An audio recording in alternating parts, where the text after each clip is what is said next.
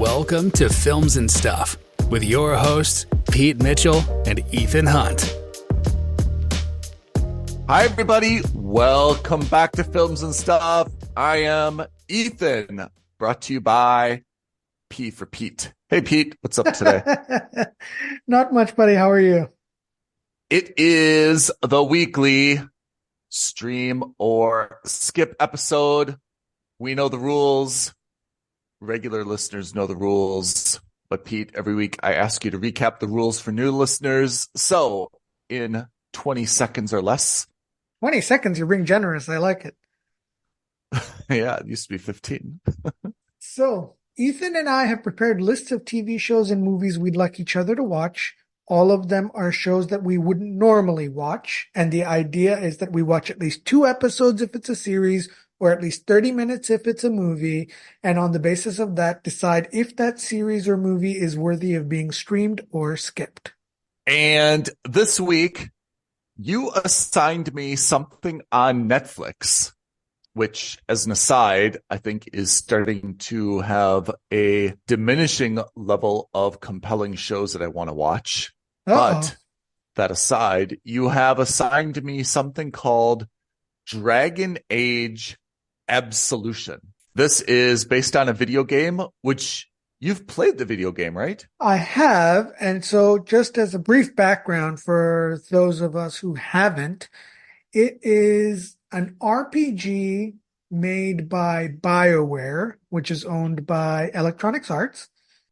BioWare is known for making some of the most compelling RPGs and action RPGs, or, whatever genre you want to call it. They haven't had many successes as of late, but Dragon Age is really one of their bread and butter IPs. It's quite possibly one of the best RPGs they've ever made, which makes it one of the best RPGs of all time. 1. And 2, the reason I really like it is because they've really gone deep with the lore and the background and the world building. Mm-hmm. And even though it's an animated show, the lore and the world building and the background is the same reason I thought this would be right up your alley. So I watched it. It's on Netflix, and each episode is about 25 to 30 minutes. So it's not terribly long. I watched 2.5 episodes, and when I watched the first episode, I wasn't really into it. It's a cartoon, or I should say it's animated, with a lot of action, a lot of, rapid kind of fighting or action sequences. When I got kind of like halfway through the first one, I realized I probably wasn't paying as much attention to it as I should. So I actually started it again, and I caught a lot more about the premise, and it doesn't get into a lot of the lore right away. So I have to say, as someone who's not familiar with Dragon Age, as an intellectual property, who's not familiar with, like the fictional world of Thadas and all the different, oligarchs, the magisters, the different caste system, things like that, you can definitely follow it right away. So I guess I'm saying a benefit is that you don't have to actually know the storyline to watch and appreciate the series. After I got done with the first episode, it's kind of compelling. I mean, there is a heist. There is, some double crossing. Then there is a new group, an introduction. I mean, it's not terribly unique in terms of the storyline, but I have to say the characters are a little bit compelling. Certainly, I can see why, if that is your style, you would like the action, the fight sequences. I messaged you and I said that I was caught off guard by the fact that there is a romance in it that I wasn't expecting. Did you know that? No. Well, in the show, no. Is that part of the lore? I mean, they're lesbians. They have a romantic relationship. Did you know that? So one of the jokes is that in all BioWare games, generally speaking, in their RPGs, it's never just you as the player. It's always you and your party.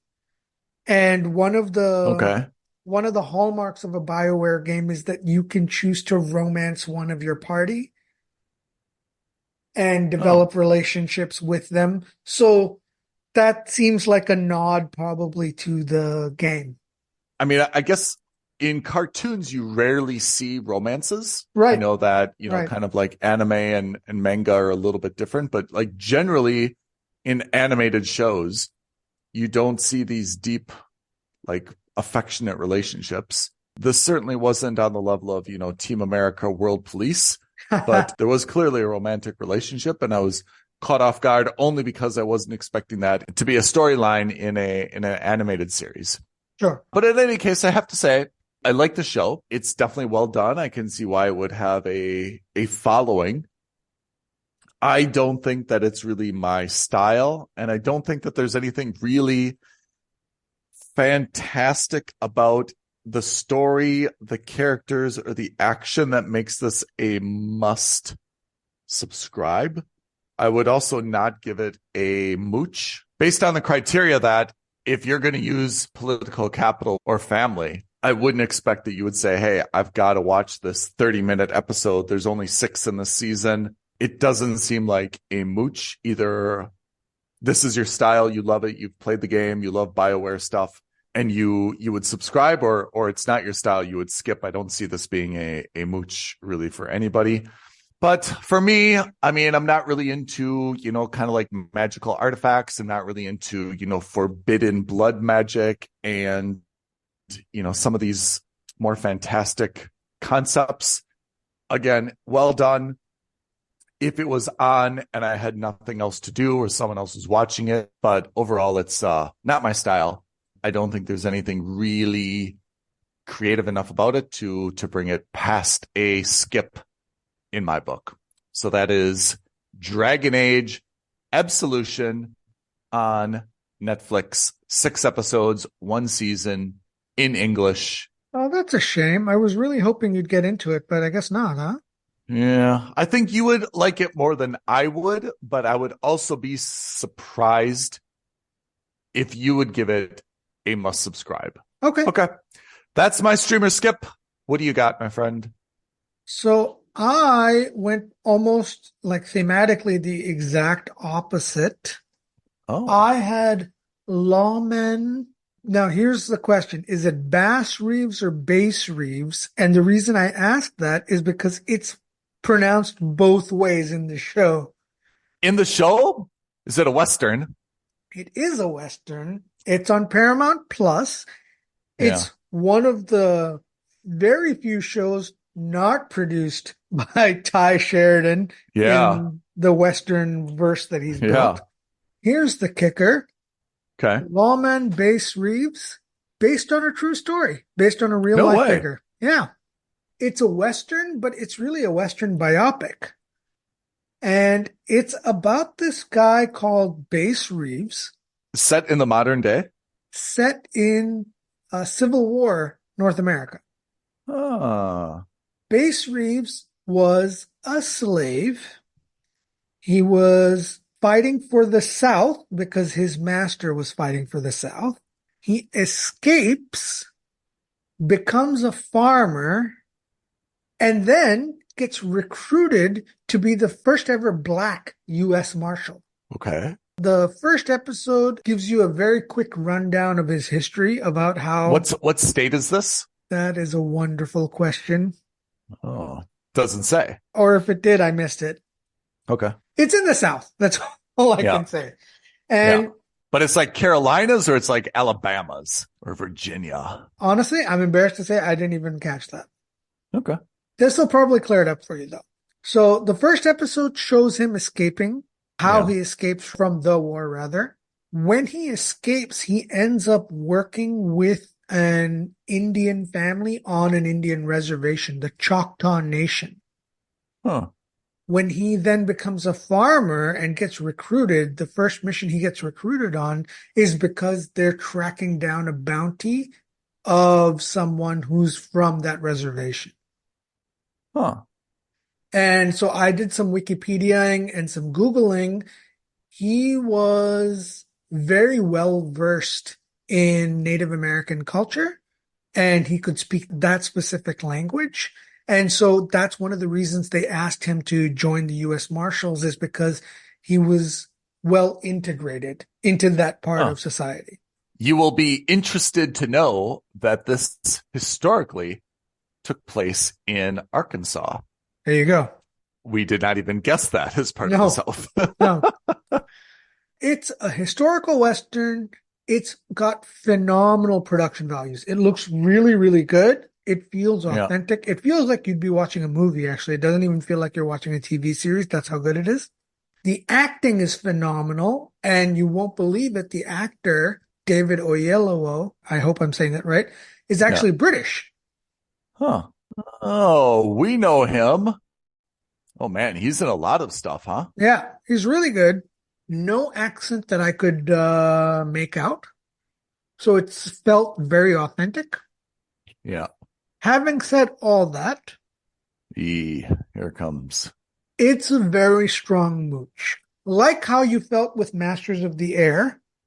Yeah. I would not disagree if someone said this was a must subscribe. I would disagree if someone said this was a skip.